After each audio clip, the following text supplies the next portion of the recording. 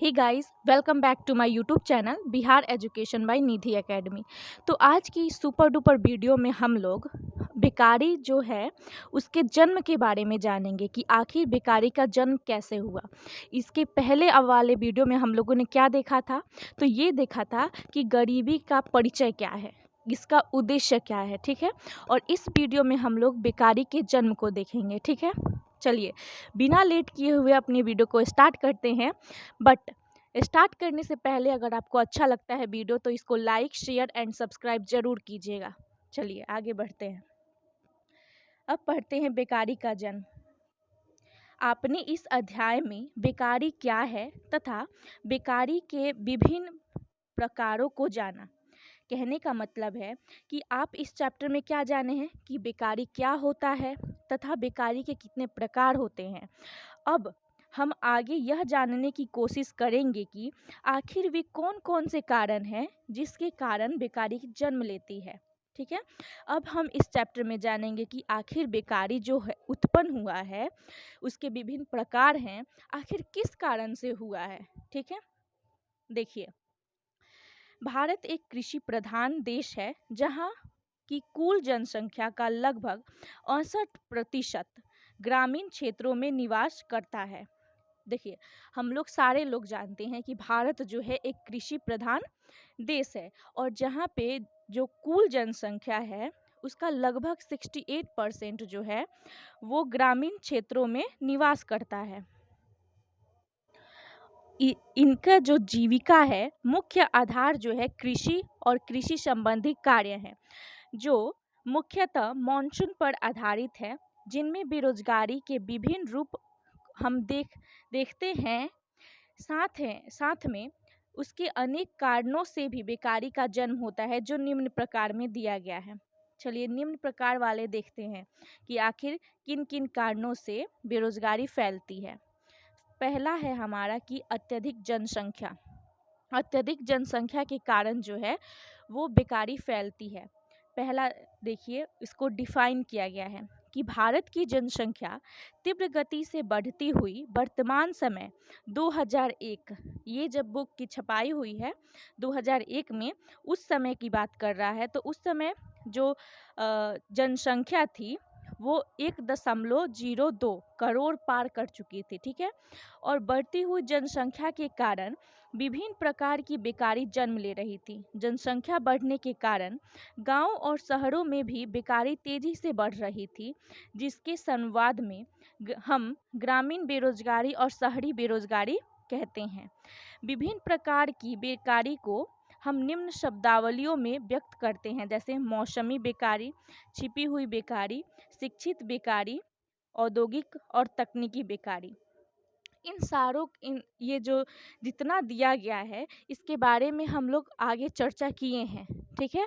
तो अगर उस वीडियो को आप लोग नहीं देखे होंगे तो उसको ज़रूर देख लीजिएगा, ठीक है। चलिए अब सेकंड में आता है हमारा अशिक्षा।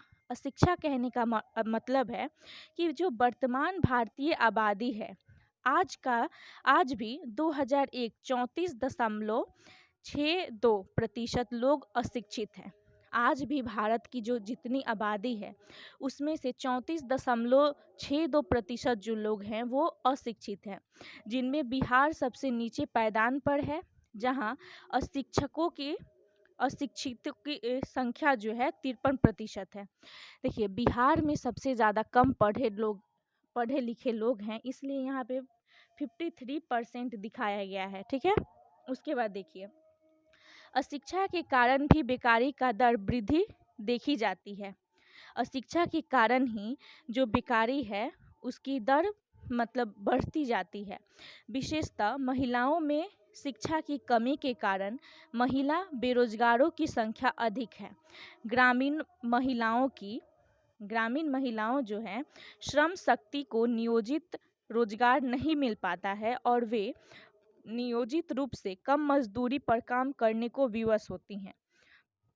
अनियोजित रूप से पाए गए जो रोजगार में अनिश्चितता होती है और वे किसी भी समय काम से निकाले जा सकते हैं।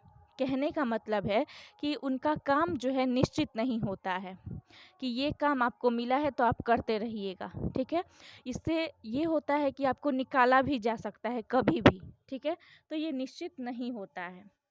उसके बाद देखिए थर्ड, कृषि का पिछड़ापन। कृषि का पिछड़ापन जो है वो भी बेकारी का कारण है। भारत कृषि प्रधान देश होने के बावजूद भी यहाँ की कृषि पिछड़ी हुई है, जिसका मुख्य कारण कृषि का मौसम पर आधारित होना है, जो प्रतिवर्ष बिल्कुल ही परिवर्तित और अनिश्चित रहती है। कहीं सुखाड़ तो कहीं बाढ़ का प्रकोप हमेशा बना रहता है। बिहार इसका एक ज्वलंत उदाहरण है। उत्तरी बिहार में बाढ़ और दक्षिणी बिहार को अक्सर सूखा की स्थिति का सामना करना पड़ता है। देखिए, इसका सबसे जो उदाहरण है वो है बिहार। बिहार में जो उत्तर वाला दिशा है वहाँ पर हमेशा बाढ़ आ जाता है कैसे ना कैसे, और जो दक्षिणी बिहार है वहाँ पर सुखाड़ आ जाता है, ठीक है। उसके बाद देखिए, इस वर्ष कोसी का बाढ़ की तांडव इसका ज्वलंत उदाहरण है। उत्तरी बिहार में बागमती और अधवारा समूह की नदियां भी वर्षों में अपने भीषण बाढ़ का प्रकोप से कृषि को प्रभावित करती हैं। इन कारणों से बिहार में कृषि क्षेत्र को काफ़ी नुकसान उठाना पड़ता है। यहाँ पर बाढ़ आ जाती है, इसीलिए उत्तरी बिहार में, इसीलिए यहाँ पे कृषि ज़्यादा हो नहीं पाती है, सारे जो है फसल बर्बाद हो जाते हैं, ठीक है। यहाँ देखिए दिखाया गया है चित्र में कि कृषि के परंपरागत तरीके आज भी प्रचलित हैं।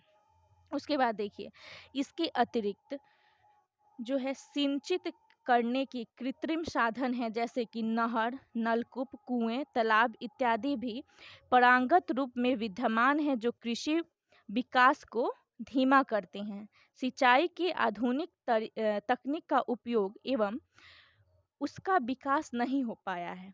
कहने का मतलब है कि अभी भी बिहार में कई जगह पे परंपरागत रूप से कृषि किया जाता है और इसी कारण से कृषि पिछड़ा हुआ भी है। जैसे कि वहाँ पे सिंचाई किया जाएगा तो नहर से, नलकूप से, कुएं से, तालाब से, लेकिन उसके लिए तकनीक कोई नहीं है, इसीलिए बहुत दिक्कत होता है।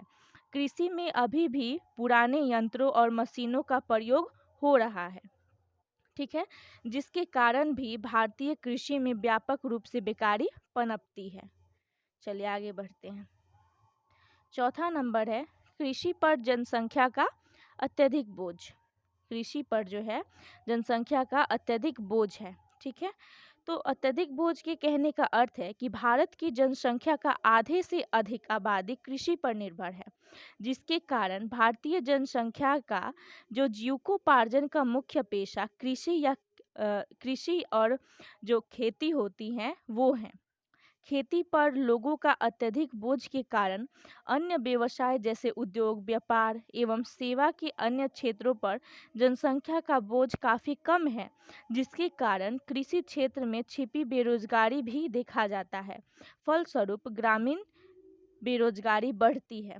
कहने का अर्थ है कि उद्योग और व्यापार और सेवा में ज़्यादा लोग काम नहीं कर पाते हैं, ज़्यादा लोग कृषि पर ही ध्यान देते हैं, इसीलिए जो है कृषि पर जनसंख्या का अत्यधिक बोझ हो जाता है और इसके कारण छिपी हुई बेरोजगारी पाई जाती है, ठीक है, यही कह रहा है। चलिए आगे बढ़ते हैं।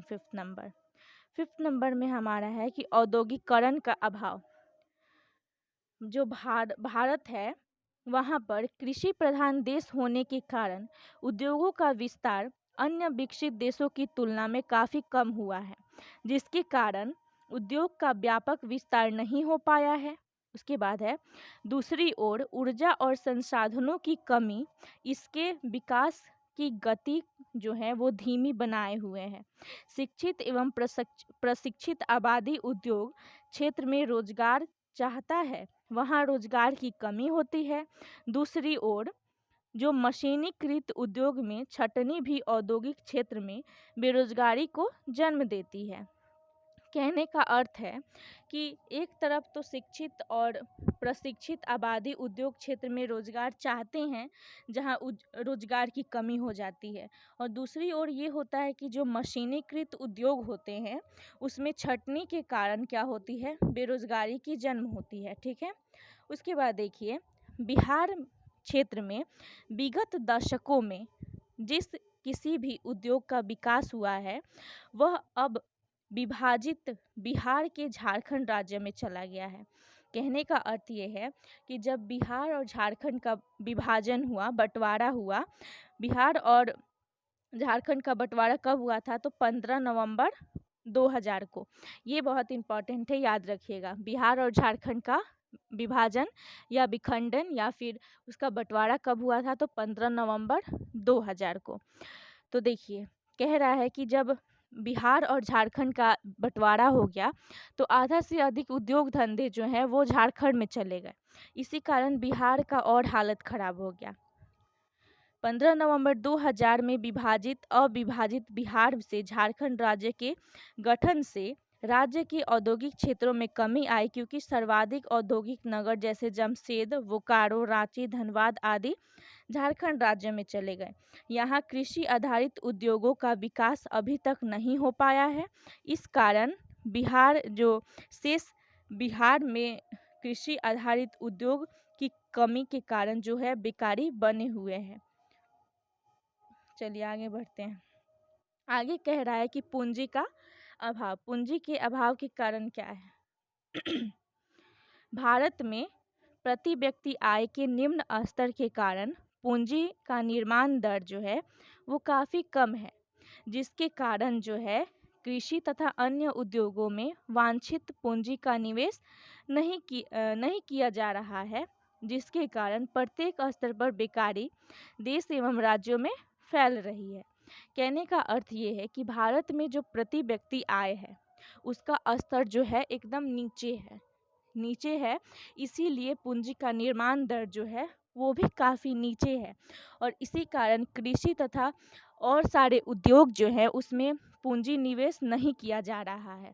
जैसे कृषि चाहे उद्योग में अगर पैसा लगाना हो तो उनके पास पैसे नहीं बच रहे हैं। अगर जब तक प्रति व्यक्ति आय नहीं बढ़ेगी तब तक इन सारे चीज़ों में निवेश नहीं हो पाएगा, इसीलिए और ज़्यादा बेकारी हमारे देश और राज्य में फैल रही है।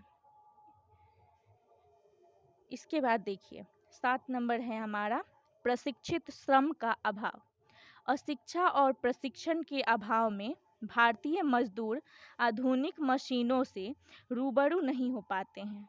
कहने का अर्थ ये है कि अशिक्षा और प्रशिक्षण के अभाव के कारण जो है भारत के जो मजदूर होते हैं वो आधुनिक मशीन का कहने का अर्थ है कि जो आजकल के मशीन वगैरह आ रहे हैं उससे उन्हें ज़्यादा कुछ पता नहीं हो पाता है, और फलस्वरूप तकनीक आधारित रोजगार जैसे कंप्यूटर कार्य, प्रबंधन कार्य, भारी मशीन आधारित कार्य क्षेत्र में भागीदारी नहीं कर पाते हैं, जिससे बेकारी का जन्म होता है। चलिए आगे बढ़ते हैं। बेकारी समाप्त करने अथवा रोजगार बढ़ाने के उपाय क्या क्या हैं? तो इसमें कह रहा है कि बच्चों इससे पहले आपने बेकारी के जन्म के विभिन्न कारणों को जाना। अब हम इसके समाप्त करने अथवा रोजगार बढ़ाने के उपाय की चर्चा करेंगे।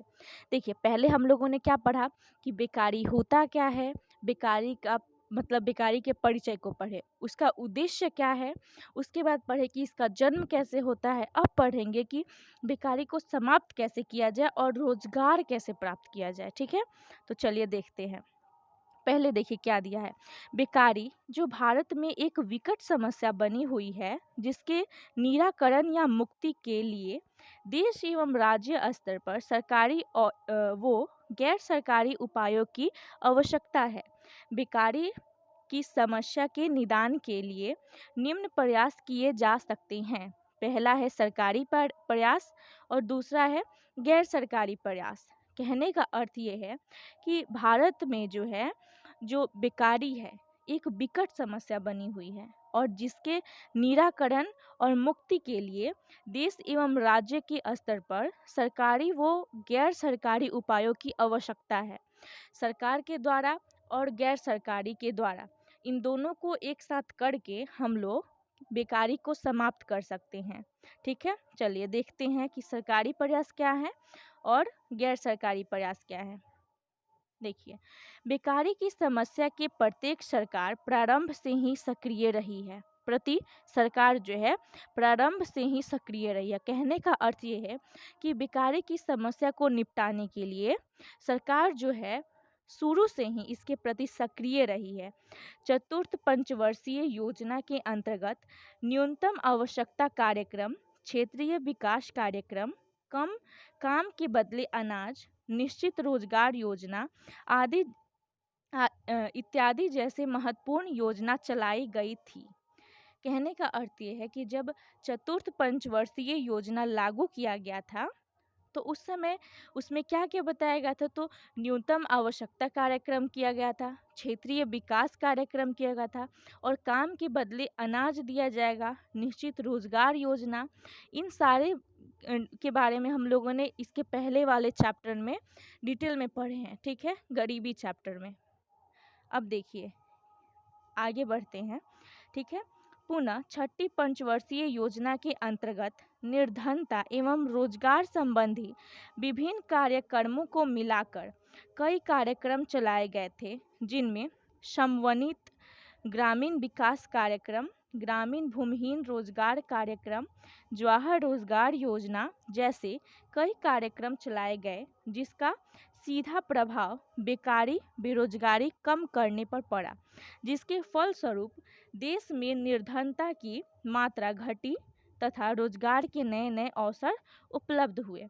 वर्तमान में भारत सरकार द्वारा विभिन्न राज्यों में बेकारी खत्म करने हेतु चलाए जा रहे कार्यक्रम को हम नीचे बिंदुवार देखेंगे। मतलब कहने का अर्थ ये है कि अभी वर्तमान में जो भारत सरकार बेकारी को खत्म करने के लिए जो योजना चला रही है उसके बारे में हम लोग नीचे डिटेल में पढ़ेंगे। ठीक है, चलिए स्टार्ट करते हैं।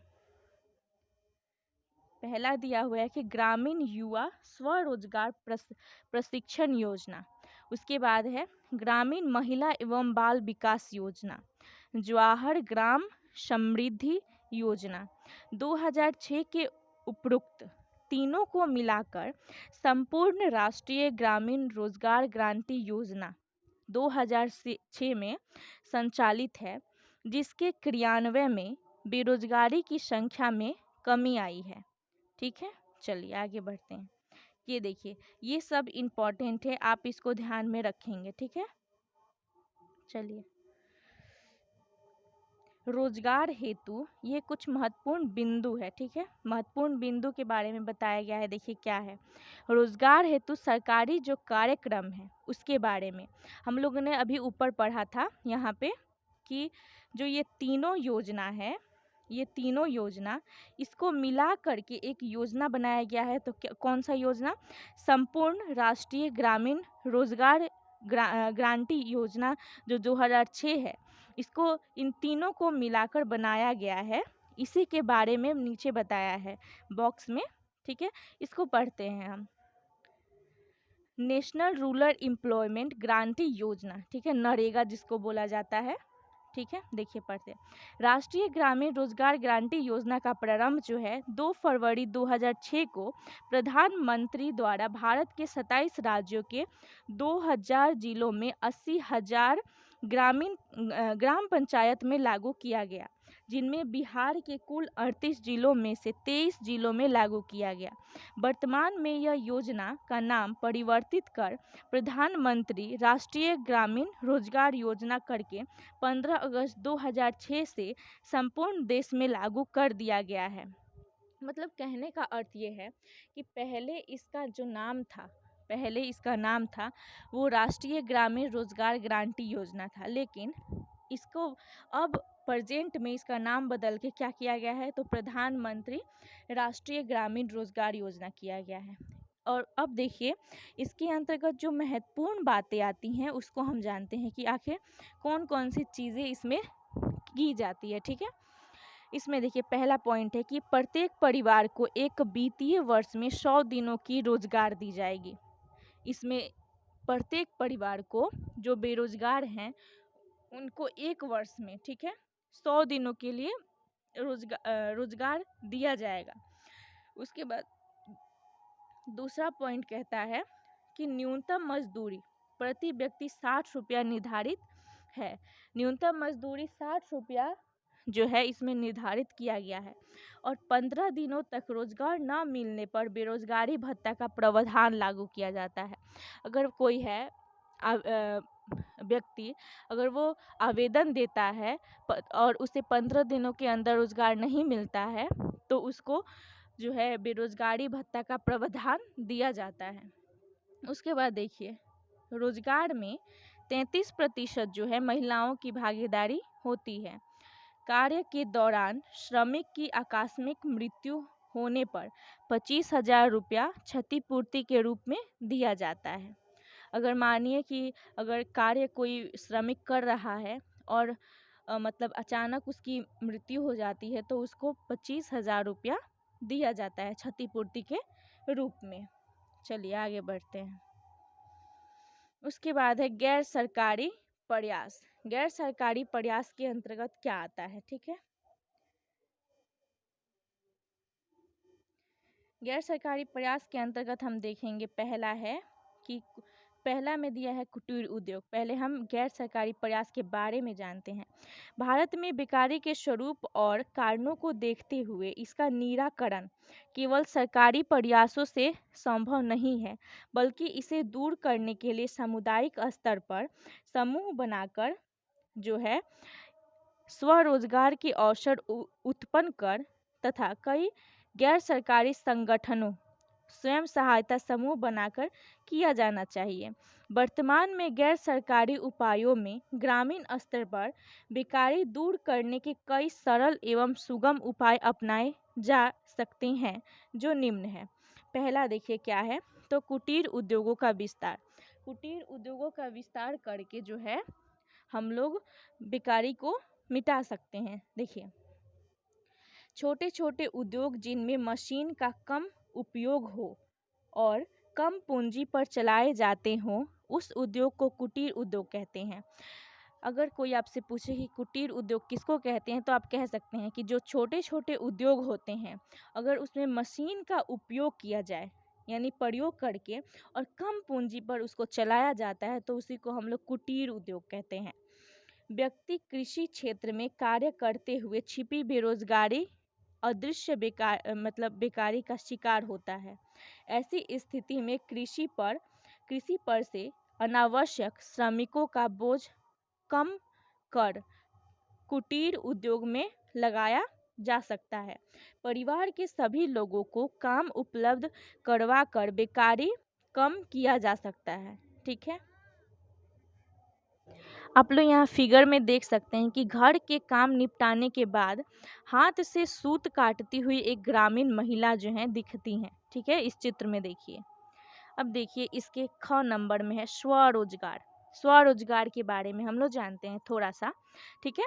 भारत में व्यापक रूप में फैली बेकारी को दूर करने की सबसे प्रभावकारी उपाय स्वरोजगार का निर्माण। इसमें व्यक्ति अपने स्तर से संसाधन जुटाकर रोजगार सृजित करता ही है, साथ ही साथ स्वरोजगार को बढ़ावा देने हेतु सरकार स्तर पर अनेक योजनाओं के द्वारा भी पूंजी एवं प्रशिक्षण की व्यवस्था की जा रही है, ठीक है। इस कारण जो है ग्रामीण बेरोजगारी और शहरी बेरोजगारी में तेजी से कमी की जा रही है। अतः विशेषतः शिक्षित बेरोजगारों की संख्या में कमी करने हेतु स्वरोजगार काफ़ी कारगर उपाय है। मतलब इसका प्रभाव भी बहुत ज़्यादा बना हुआ है, ठीक है। स्वरोजगार का निर्माण करके इसमें क्या करता है, व्यक्ति जो है संसाधन को जुटा करके रोजगार को तो सृजित करता ही है, और उसके साथ साथ क्या करता है कि सरकारी स्तर पर अनेक योजनाओं के द्वारा क्या करता है, तो पूंजी और प्रशिक्षण की व्यवस्था की जा रही है। और इस कारण जो है बेरोजगारी, ग्रामीण बेरोजगारी और शहरी बेरोजगारी दोनों ही में कमी हो रही है। ठीक है, चलिए आगे बढ़ते हैं। बेकारी के प्रभाव क्या हैं, तो इसको हम नेक्स्ट वीडियो में पढ़ेंगे। ठीक है, वीडियो बहुत लंबा हो जाएगा, तो अंत तक बने रहने के लिए धन्यवाद। अगर आपको वीडियो अच्छा लगा होगा तो इसको please like, share and subscribe ज़रूर कीजिएगा। Thank you.